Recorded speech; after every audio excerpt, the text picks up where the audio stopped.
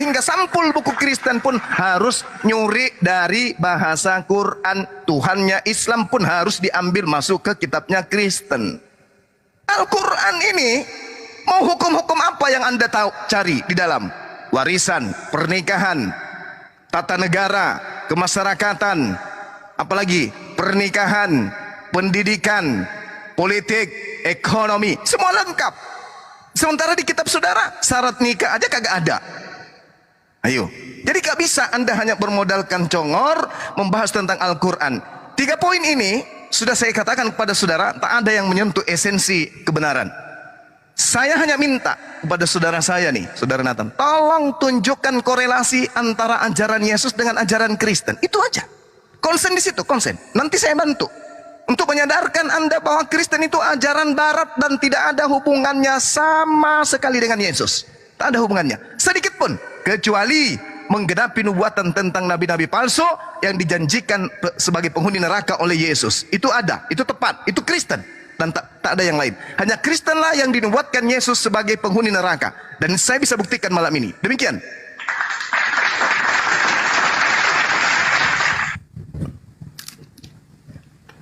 Silakan, Nathan, silakan. Langsung yang saya ingat 2 poin.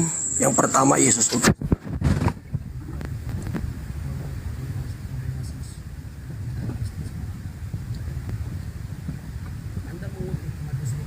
Kecil lagi suaranya, kenapa tuh? Kecil lagi bang, kecil. Iya, kecil lagi. Nah, lanjut, bagus. Bagus. Halo. Silakan. Ya, kedengaran bang, silakan. Oke. Saya mengutip yang Anda kutip dari Matius 15, dikatakan aku diutus hanya kepada domba-domba yang hilang dari umat Israel. Apakah Yesus utusan? Benar, kita setuju. Sampai detik ini orang Kristen akui Yesus diutus yang berasal dari Bapa, keluar dari Bapa itu utusan. Roh Kudus juga utusan. Sang Firman utusan. Roh Kudus, makanya Bapa lebih besar daripada Yesus. Yesus mengakuinya. Sesuatu yang diutus pasti lebih kecil daripada yang mengutus. Tapi bukan berarti yang diutus bukan satu hakikat dengan yang mengutus. Tergantung yang mengutus siapa, yang diutus siapa. Sampai di situ ya. Dia katakan, jawab Yesus, aku datang hanya kepada domba-domba yang hilang dari umat Israel. Ayat ini terjadi kepada perempuan Kanaan. Perempuan Kanaan itu dianggap kafir. Orang Yahudi yang Anda sekarang ini juga adopsi di luar Islam itu kafir. Orang Yahudi yang pertama melakukan itu. Di luar Israel itu kafir, termasuk orang Kanaan. Dan memang itu sudah terbiasa kepada Yesus Kristus. Sudah dari sejak kecil ajaran itu ada pada diri Yesus. Di luar Israel itu adalah kafir. Dan dia mengatakan ini kepada perempuan Kanaan ini, karena bukan orang Israel asli, udah campuran.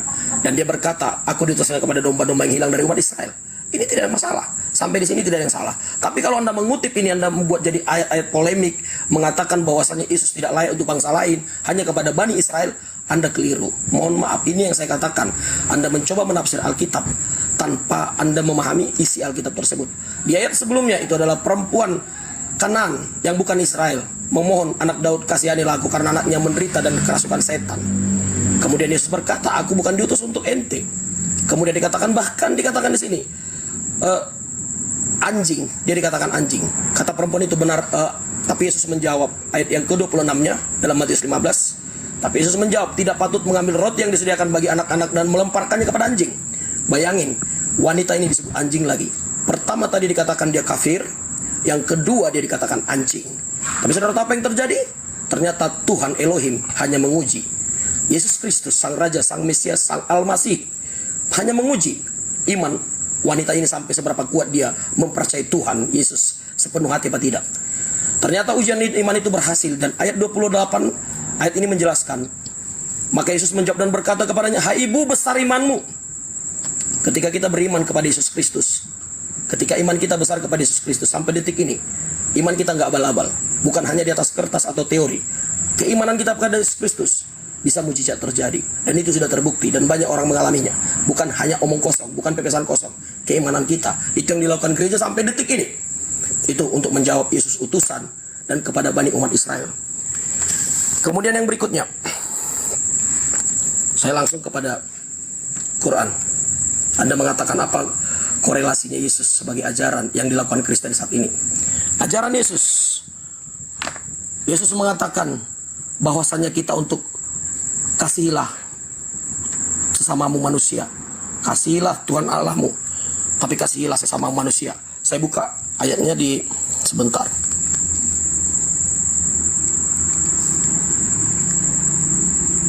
Ya, mohon maaf sebentar saja. Kolerasinya Bang ya, ingat pertanyaannya Bang Zuma. Kolerasinya oke. ajaran Kristen dengan apa yang disampaikan Ya, Yesus. Lah. ajaran dengan korelasinya ya. Dalam Matius 54 dikatakan, ayat 43, kamu telah mendengar firman kasihlah sama manusia, bencilah musuhmu. Ini berbicara Taurat, ayat 43. Karena memang Taurat itu hanya untuk etnis kesukuan. Makanya Taurat itu memang hanya diperhususkan, seperti saya katakan tadi. Orang Jawa punya kejawen khusus untuk mereka. Taurat mereka ada. Tapi ayat 44 dalam Matius 54 berkata, kasihilah musuhmu dan berdoalah bagi mereka yang menganiaya kamu. Yesus mengajarkan kasih, dan itu yang dilakukan gereja sekarang. Dan ini bisa saya buktikan. Negara-negara yang ideologinya Alkitab, negara-negara itu pasti maju dan penuh kedamaian. Anda boleh cek negara-negara yang di sana ada hak asasi manusia, ada ideologinya, ada orang-orang. Tapi mungkin Anda tidak akan menemukan bahwasannya negara atas nama Kristen, tidak akan ada, bahkan di Roma sekalipun.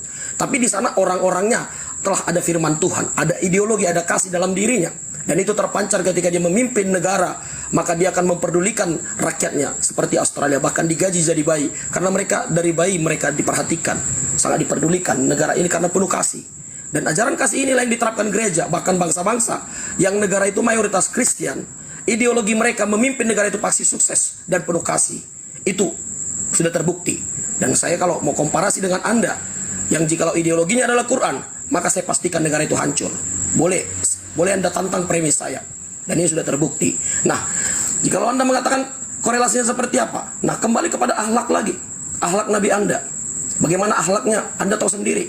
Bahwasanya dia menikahi bekas istri jahit menantunya sendiri.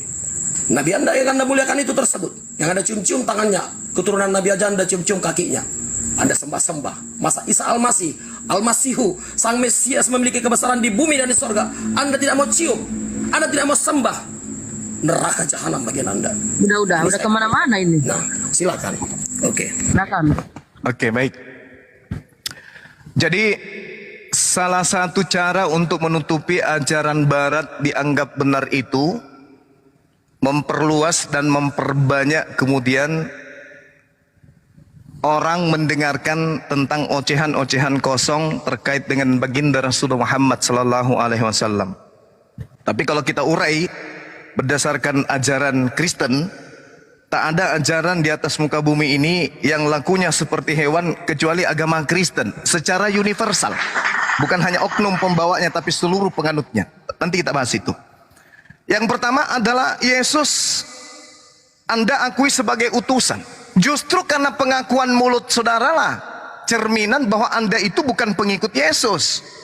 Murid-murid Yesus mengakui Yesus utusan tok. Tak ada neko-neko.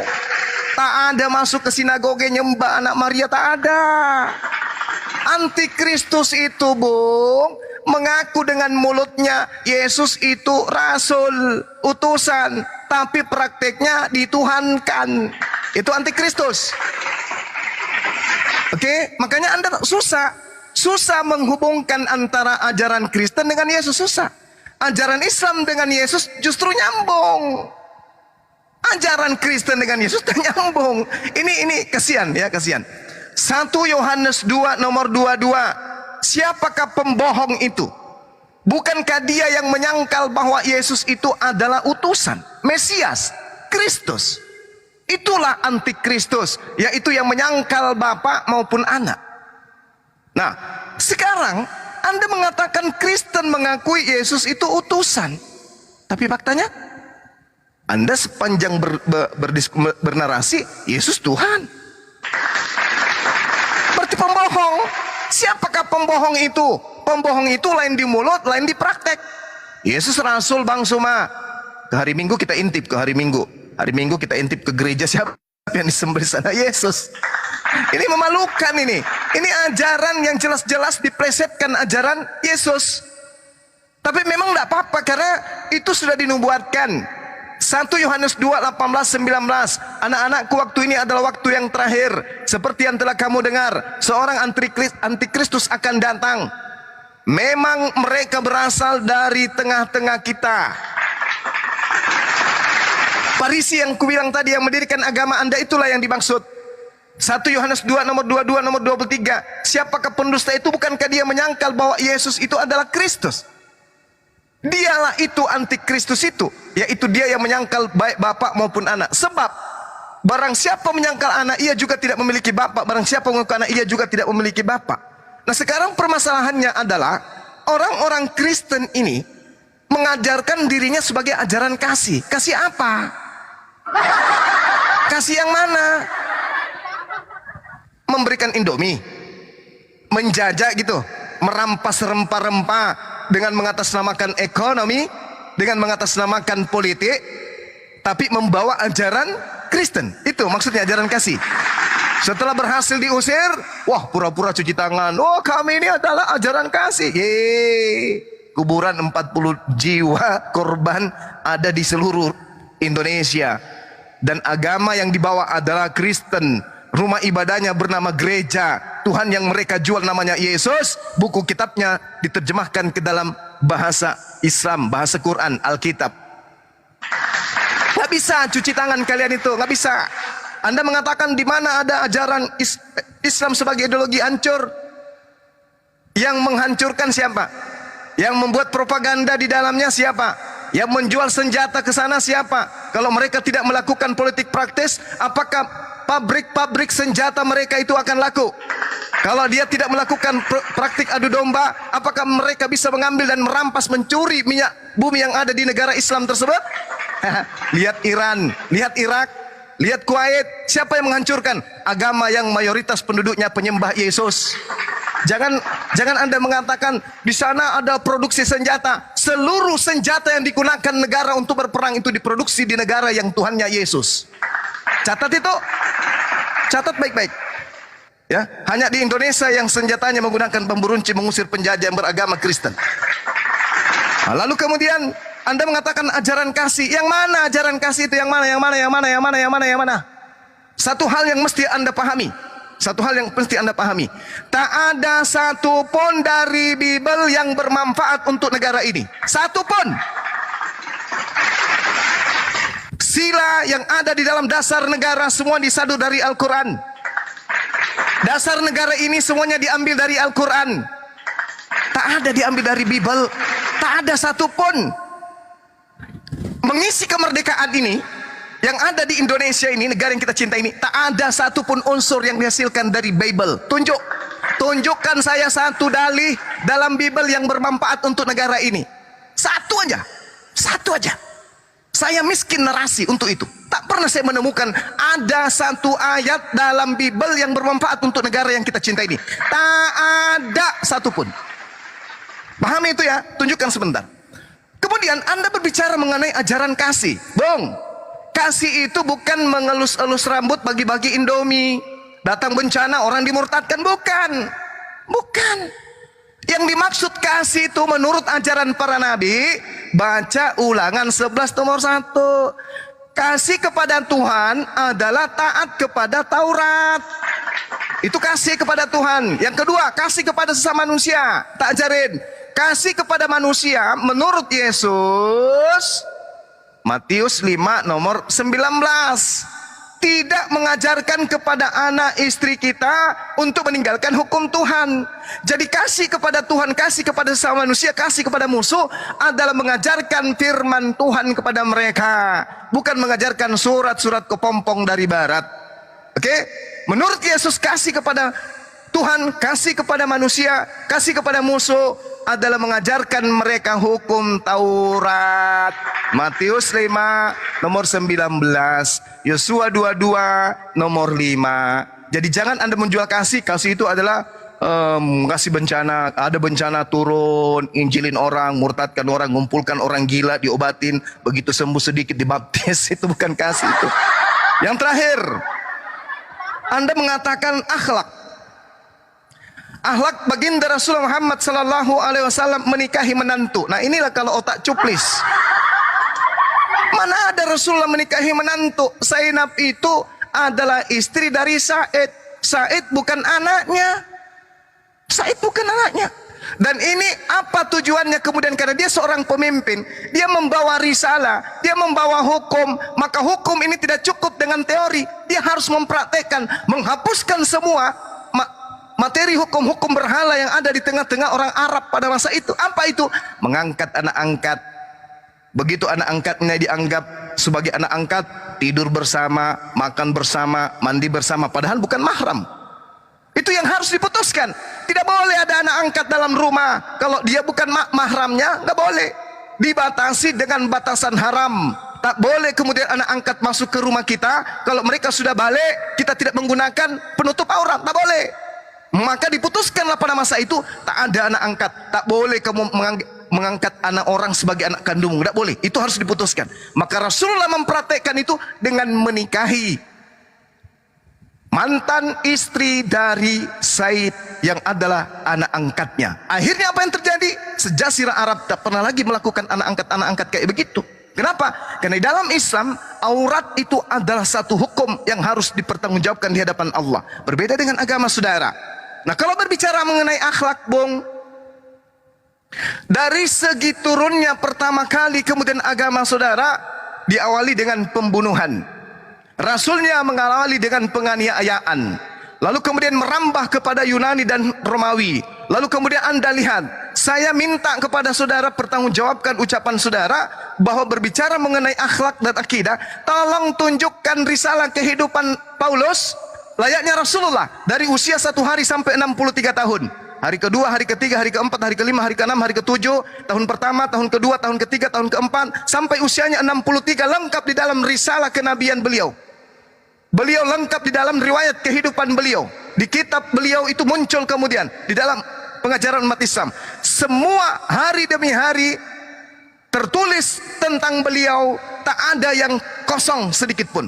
Tolong sajikan kisah Paulus dari usia bayi sampai dia kanak-kanak, sampai dia remaja, sampai dia dewasa, dia ngapain aja? Saya mau tahu akhlaknya seperti apa dia, supaya dibandingkan dengan akhlak Nabi kami. Begitu juga Lukas. Lukas usia anak-anak, usia remaja, usia dewasa, usia tua, ngapain aja. Begitu juga Markus. Tolong tunjukkan supaya seimbang. Karena kenapa? Orang tua Paulus, bapaknya, mamanya aja kita tidak tahu siapa bapaknya, apalagi kelakuannya. Paulus tidak tertulis kelakuannya seperti apa. Pada usia dia 13 tahun, pada usia dia 12 tahun, pada usia dia 15. Dia ngapain aja? Bisa jadi dia maling, bisa jadi dia pemerkosa, bisa jadi dia psikopat, bisa jadi dia pedofil. Apa yang bisa membuktikan bahwa tidak? Mana cerita hidupnya? Mana sejarah kisah hidupnya? Tunjukkan ke saya mau baca. Ada? Nehi merica ketum berjahe. Anda tidak akan pernah menemukan itu. Nama bapaknya aja kagak diketahui siapa, apalagi risalah kehidupannya, apalagi riwayat kehidupannya. Jangan sampai dia penjudi, tukang peminum tua. Jangan sampai, karena sejarah hidupnya tidak tertulis. Tentang Rasulullah, apa yang Anda cari? Semua lengkap di dalam kitab tentang sejarah perjalanan hidup beliau. Sejak dia lahir sampai dia mendapatkan risalah kenabian, kerasulan, sampai beliau wafat. Lengkap. Jadi apapun bisa Anda baca di sana. Tapi tentang Paulus, tentang Markus, tentang Lukas, tentang Yohanes, tentang Matius, apa yang bisa kita tahu? Sedangkan Tuhan Anda saja, Yesus, usia 13 tahun sampai usia 29 tahun, kita tidak tahu. Oke? Jadi jangan Anda bandingkan. Lihat barat sana, lihat barat. Bagaimana kelakuan mereka? Kita nggak bisa bedakan mana ayah, mana ibu, mana anak, mana saudara. Tak ada akhlak, tak ada perilaku, tak ada moral. Coba lihat. Anda lihat aja. Dan lihat negara-negara yang paling tinggi kemudian penyakit AIDS-nya dari mana? Penyakit kelamin LGBT-nya dari mana? Penyakit kelamin itu asalnya dari mana? Apa agamanya? Apa negaranya? Kitabnya apa? Dan seterusnya. Negara-negara miskin di dunia.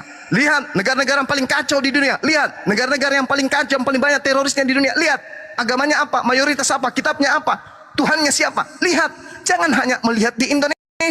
Karena Indonesia saat ini lagi tenang-tenangnya setelah berhasil mengusir penjajah Belanda yang agamanya Kristen, Tuhannya Yesus, nama rumah ibadahnya gereja, nama buku sucinya adalah Bible. Ratusan tahun membunuh, mengakibatkan jutaan wanita menjadi janda, jutaan anak menjadi yatim piatu. Apa agamanya? Iten, Ikatan Umat Kristen.